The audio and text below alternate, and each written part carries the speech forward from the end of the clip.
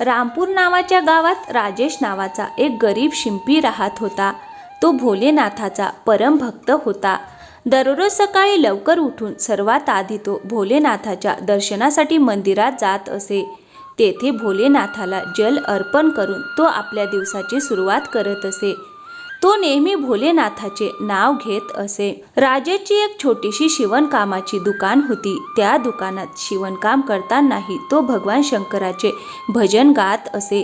दिवसभर मेहनत करून तो कसाबसा आपला संसार चालवत होता. राजेशच्या घराशेजारी आरिफ नावाचा एक माणूस आपल्या कुटुंबासह राहायला आला होता. राजेशची भक्ती सतत चालणारी शिवयंत्राची घरघर आणि भजनांचा आवाज ऐकून आरिफ त्रासून गेला होता. त्यामुळे त्याने राजेशला धडा शिकवायचा निर्णय घेतला. एक दिवस राजेश काही कामानिमित्त शहराबाहेर गेला होता. त्याच संधीचा फायदा घेत आरिफने राजेशच्या दुकानातून त्याची शिवणयंत्र चोरी केली आणि ती आपल्या घराच्या कोपऱ्यात लपवून ठेवली. काही दिवसांनी राजेश घरी परतला. संध्याकाळी दुकान उघडण्यासाठी गेला असता त्याला शिवणयंत्र दिसले नाही. शिवणयंत्र न दिसल्यामुळे तो फारच अस्वस्थ झाला. त्याने इकडे तिकडे शोध घेतला पण मशीन काही सापडली नाही. खूप वेळ शोधल्यानंतर तो निराश होऊन दुकानाच्या पायरीवर बसला आणि डोळ्यात अश्रू आणून भगवान शंकराची प्रार्थना करू लागला. हे भोलेनाथा, कदाचित तुम्ही माझी परीक्षा घेत आहात. जीवनाच्या या परीक्षेत मी हार मानणार नाही. माझी खरी भक्ती आणि श्रद्धा कधीही कमी होऊ देणार नाही. जरी मला दुःखाच्या समुद्रात बुडावे लागले तरी मी तुमची भक्ती सोडणार नाही. असे म्हणत राजेश रडू लागला आणि त्याची भक्ती अधिकच दृढ झाली.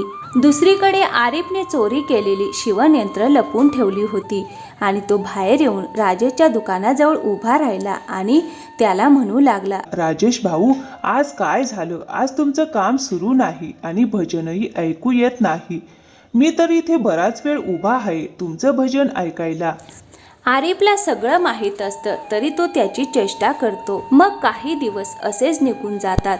एक दिवस सकाळी आरिफ झोपेतून उठला तेव्हा त्याच्या हातावर एक लहानसा फोड निघालेला होता जो फार वेदनादायक होता. त्याने त्याकडे दुर्लक्ष केले आणि रोजच्या कामाला लागला. पण दिवसेंदिवस त्याच्या हातावर छोटे छोटे फोड वाढू लागले. लवकरच दोन्ही हात फोडांनी भरून गेले. असह्य वेदनांमुळे तो अधिक काळ सहन करू शकला नाही आणि तात्काळ डॉक्टरांकडे गेला. डॉक्टर साहेब, कृपया पहा माझ्या हातांना काय झाले आहे. डॉक्टरांनी त्याचे हात तपासले. मला माहीत नाही डॉक्टर. एक दिवस सकाळी उठलो तेव्हा एक छोटा फोड होता आणि हळूहळू संपूर्ण हातावर फोड पसरले. डॉक्टरांनी तपासून त्याला काही औषधं दिली. आरिफ औषधं घेऊन घरी गेला आणि रोज हातांवर औषध लावू लागला. पण काही दिवस औषध लावूनही त्याचे फोड कमी झाले नाहीत. उलट ते अधिकच भयंकर होत गेले. हातांची अवस्था आणखीन बिघडलेली पाहून तो पुन्हा डॉक्टरकडे गेला आणि म्हणाला, डॉक्टर साहेब, माझ्या हाताचे फोड कमी होण्याऐवजी वाढतच चालली आहेत. कृपया काहीतरी उपाय करा जेणेकरून हे फोड बरे होतील.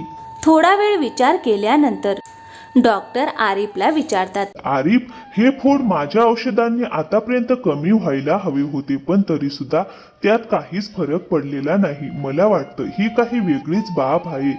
मी तुला काही प्रश्न विचारणार आहे. तू मला प्रामाणिकपणे उत्तर देशील का? हो डॉक्टर साहेब, विचारा. आरिफ, तू कधी कोणाचं काही वाईट केलं आहेस का ज्यामुळे अल्लाह तुला ही शिक्षा देत असावीत? मला खरं खरं सांग, काहीही लपवू नकोस.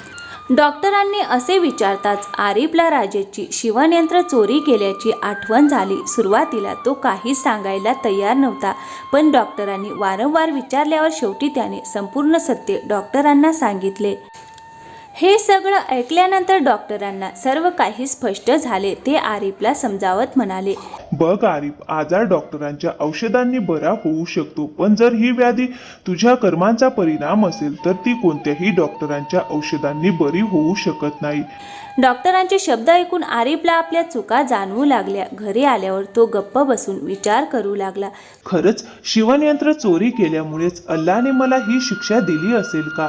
आता मी काय करू? मशीन परत द्यायची आहे पण ती मी त्याच्या दुकानात कशी ठेवू? एक काम करतो, संध्याकाळी राजेश जेवायला घरी गेला की मी चुपचाप त्याच्या दुकानासमोर ती मशीन ठेवून येतो.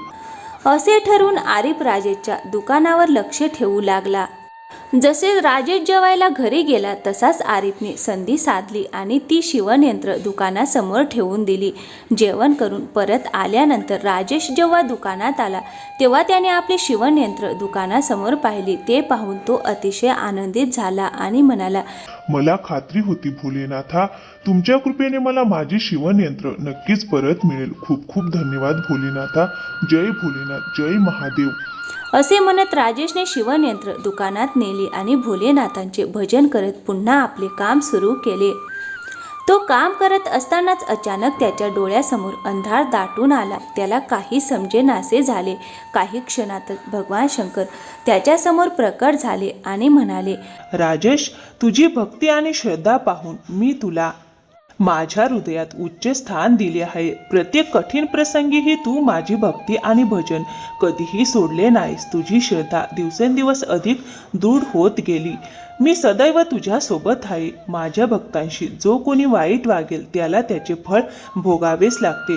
राजेश, मी तुला आशीर्वाद स्वरूपात वर देऊ इच्छितो. सांग, तुला काय हवे आहे? तेव्हा राजेश नम्रपणे म्हणाला, प्रभू, तुमच्या कृपेने मला कशाचीही कमतरता नाही. तरीही जर काही द्यायचेच असेल तर मला तुमच्या छत्रछायेतून कधीही दूर करू नका. हीच माझी शेवटची इच्छा आहे.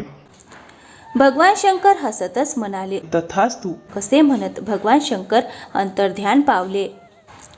त्या दिवसापासून राजेशने मनापासून दररोज भगवान शंकराची पूजा अर्चना सुरू केली आणि आपल्या शिवणयंत्राजवळ शिवजींची मूर्ती ठेवली.